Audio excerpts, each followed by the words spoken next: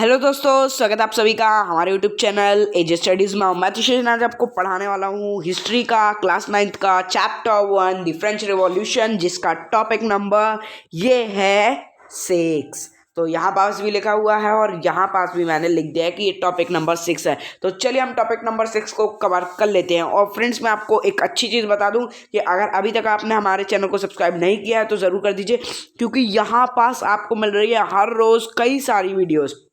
आपको अधिकतर चैनलों में 1-2 वीडियोस मिलती होगी, यहाँ तो मैं कभी कभी आपको एक दिन में 3-3 4-4 वीडियोस बना के दे देता हूँ। जैसे आज तो मैंने भाई 4-5 वीडियोस अपलोड कर दी हैं। तो उसकी नोटिफिकेशन भी आपको चाहिए तो बेल आइकन ऐसे घंटा टाइप का बटन होगा, उसको दबा दीजिएगा। तो चलिए चालू करते हैं हम अपना चैप्टर इसी अच्छी बात से। और ये मैं आपको बता दूं एक खुशखबरी, जो कि आपके लिए अच्छी खुशखबरी है कि ये हमारे वीडियो का लास्ट पार्ट है। ये हमारे चैप्टर का लास्ट पार्ट है। मीन्स हमारा इस वीडियो के बाद चैप्टर 1 कंप्लीटेड। और ये भी 15 मिनट की वीडियो है, कुछ बड़ी वीडियो नहीं, मतलब कि जल्दी ख़त्म हो जाएगी। अब मुझे पता नहीं, अब तो पढ़ाएंगे तो देखते हैं कितनी देर लगती है। तो चलिए चालू करते हैं। तो friends, the revolution and everyday life, जो रिवॉल्यूशन चल रहे थे और रोज़मर्रा की ज़िंदगी कैसे गुजर रही थी फ्रांस वालों की, हम ये देख लेते हैं। ठीक है।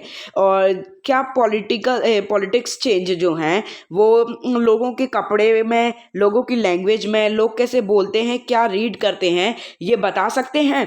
The year following 1789 in France, बहुत से लोगों के ये 1789 के बाद जो है वो ज़िंदगी चेंज हो गई थी, चाहे फिर वो मैन हो, वुमेन हो या चिल्ड्रंस हो। ठीक है, सबकी ज़िंदगी चेंज हो गई थी। जो रेवोल्यूशन लाया था वो अच्छे अच्छे नियम्स लाया था, अच्छे अच्छे लॉ पास हुए, जिसके कारण सब लोगों की जो लाइबिलिटी थी and equality into every particle, means सभी प्रैक्टिसेस जो हुई वो सारी इक्वल हो गई। ठीक है, सबको इक्वल राइट्स मिल गए।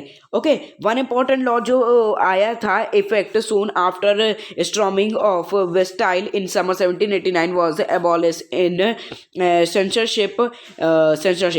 तो जो ये इम्पॉर्टेंट लॉ आया था, एक इफेक्टेड लॉ आया था स्टॉर्मिंग में वेस्टाइल की, वो समर में जो आया था लॉ 1789 में, वो एबॉलिश हो गया था सेंसरशिप में, जो हमने आगे पढ़ा था। अगर आपको याद हो तो ज़रूर बताइएगा, मुझे तो याद है। ठीक है। In the old regime all written material and cultural activities, और जो ओल्ड रिजाइम्स मीन्स ये वाला लॉ जो आया था कि लोग अपने पॉइंट ऑफ व्यू शो नहीं कर सकते, सिर्फ जो राजा बोलेगा वही चलेगा। सॉरी फ्रेंड्स, तो जो राजा बोलेगा वही चलेगा, ऐसा नहीं होना चाहिए। तो जो राजा बोलेगा वही छपेगा भी न्यूज़पेपर में, ये नहीं होना चाहिए। तो अब जो लोग हैं ओल्ड रिजाइम में जो था कि जो बुक्स, न्यूज़पेपर और ये सारी चीज़ें छपती थी, ये सिर्फ राजा की परमिशन से ही छपती थी। अगर जो राजा बोलता था, जिसे अप्रूवल देता था, वही चीज़ें छपती थी, उसकी मर्जी के बिना कुछ भी नहीं छपता था।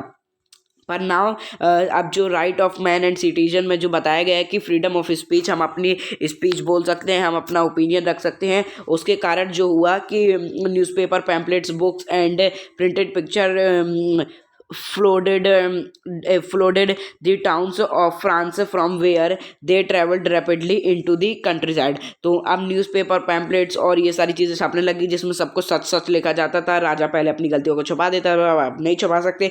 तो ये पूरी कंट्री साइड में अब ये सारी चीज़ें आने लगी। They all described and discussed the event and change taking place in France. तो अब ये डिस्क्राइब करने लगा और डिस्कस होने लगा कि इवेंट जो चेंज हो रहा था फ्रांस में, और जो फ्रीडम मिल रहा था मेंट और ओपिनियन व्यूज़ अब लोग रख सकते थे अपने, कि जैसे कि एक बोल रहा है कि वेस्टाइल प्रिजन टूट गई है, एक बोल रहा है नहीं टूट रही, तो इससे ओपिनियन व्यूज़ भी पता चलते थे।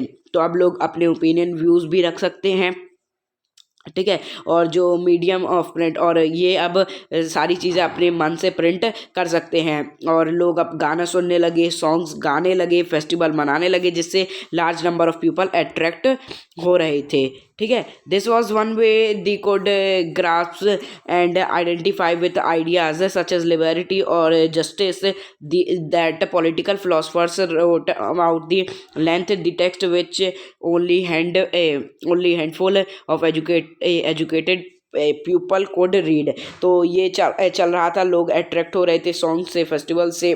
ठीक है। और ऐसे कुछ आइडियाज़ भी आ रहे थे जो कि मीन्स लोगों को लिबर्टी और जस्टिस में मदद कर रहे थे, और जो फिलोसफर थे वो लगातार लिखे जा रहे थे कि क्या क्या चीज़ें एजुकेशन के लिए ज़रूरी हैं, क्या क्या हमें पढ़ना चाहिए, सारी चीज़ें मीन्स अच्छे से प्रॉपर वे में चल रही थी। ठीक है, तो अब हमारा आ जाता है कंक्लूजन कि इस चैप्टर में कंक्लूजन का जो था वो नेपोलियन का भी अब हम देख लेते हैं कि नेपोलियन भाई का क्या हुआ था।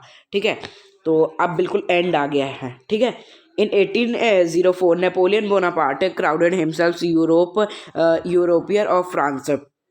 तो 1804 में नेपोलियन ने अपने आप को एम्परर घोषित कर दिया, कहाँ का, फ्रांस का। ठीक है, और he set out to conquer neighbouring Europe countries, disposing dynastic and creating kingdoms where the placed members of his family. तो इसने फिर अपने मीन्स आधिपत्य जमाना चालू कर दिए और ये अपने रूल्स बनाने लगा, कैसे ये अपने शासन को चलाएगा, कैसे फैमिलीज होंगे, ये सारी चीज़ें ये बताने लगा। ठीक है, और जो dynastic and creating kingdoms where he placed members of his family. तो ये जो क्रिएटिंग किंगडम चल रहा था और जो मेंबर्स ऑफ हिज फैमिलीज, एक मिनट, तो ये जो चल रहा था यूरोप में, जॉन he set out conquers neighbouring Europe countries, disposing dynastic and creating kingdoms where placed members of his family. तो ये अपने किंगडम को क्रिएट करने लगा और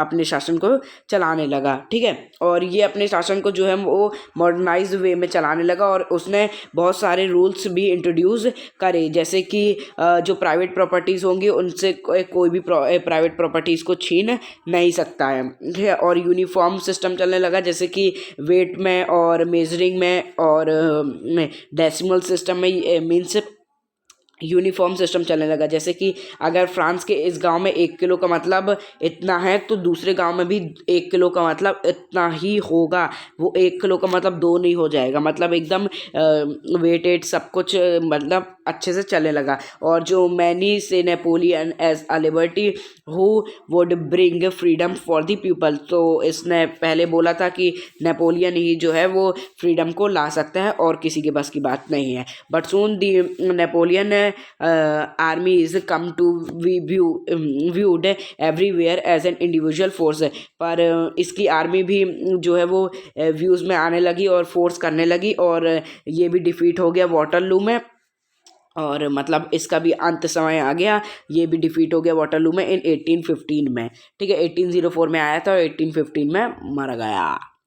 Many of his measures that carried the revolutionary ideas of liberty and modern laws of other pattern Europe had impact on pupils long after Napoleon had left। तो friends, भलाई वो मर गया पर उसके जो आइडियाज़ थे, जो उसकी सोच थी, जो मॉडर्न सोच थी, उसे वो मरने के बाद भी, नेपोलियन के मरने के बाद भी उसे ज़िंदा रखा गया। ठीक है, मीन्स उसके आइडियाज़ जो थे ना वो माइंड ब्लोइंग थे।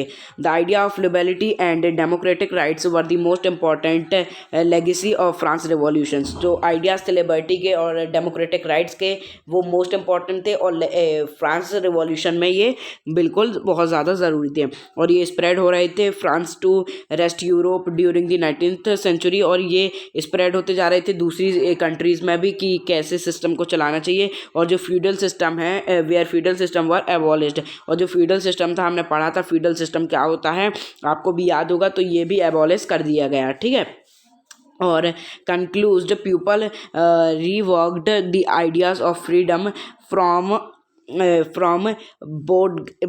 बोंडगा into their movements to create a sovereign nation state. और ये जो कंक्लूज़न निकला और फ्रीडम का, इसको भी मीन्स नेशन में ला दिया गया और सारे नेशन जो हैं वो भी इसी की मीन्स इसको देखकर काम करने लगे थे। ठीक है, और जो टीपू सुल्तान थे, राम मोहन रॉय थे, ये 2 एग्जाम्पल थे इंडिविजुअल के, और ये लोग मीन्स रिस्पॉन्स करते थे ideas coming from revolutionary France. तो ये भी, इनके भी आइडियाज़ को बहुत ज़्यादा देखा गया बहुत ज़्यादा मीन्स इनकी प्रशंसा मीन्स प्रशंसक हुए किसके, टीपू सुल्तान के आइडियाज़ और राजा राम मोहन के आइडियाज़ भी आए थे। ठीक है, तो फ्रेंड्स खुशी की बात मैं आपको बताऊं, क्वेश्चन आंसर्स और एक्टिविटीज़ देख के ही आप समझ गए होंगे कि अब हमारा चैप्टर फाइनली ख़त्म हो गया है। और मैंने तो आपको 15 मिनट की वीडियो बोली थी, 10 मिनट में ही मैंने आपको अच्छे से समझा के कर दिया। तो फाइनली फ्रेंड्स हमारा चैप्टर ख़त्म हो गया। अगर आपको ये चैप्टर अच्छा लगा है